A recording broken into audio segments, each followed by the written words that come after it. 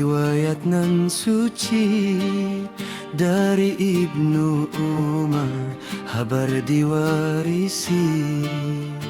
Sabda Nabi, cahaya di hati, tentang Islam binaan abadi. Tertegak ia di atas 5 tiang yang kukuh, teguh menjelma. Satu tauhidnya, Allah yang esa, tiada sekutu, Tuhan semesta.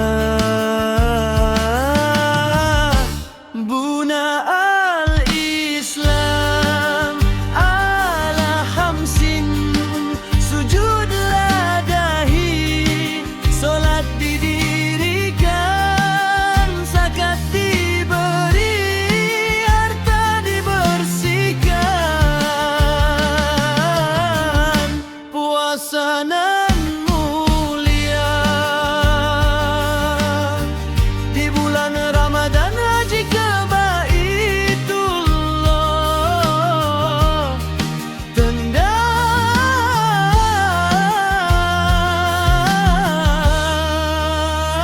pengabdian. Wahai Tuanku, izinkan bertanya, adakah haji dulu baru puasa? Bukan begitu, wahai saudara, Ramadan dahulu, baru haji menjelma. Begitulah kabar yang aku dengar dari Rasulullah, jujur dan benar. Simpan di dada, janganlah pudar. Islam nan indah, hidup bersinar.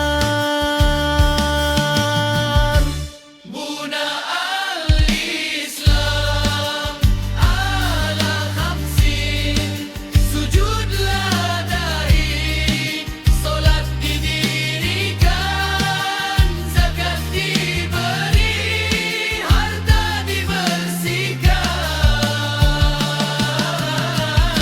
puasa nan mulia di bulan Ramadan, haji ke Baitullah, tanda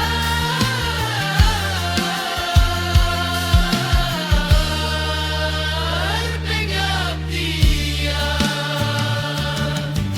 Buna al-Islam ala khamsin, sujudlah dahi, solat didirikan, zakat diberi, harta diberi.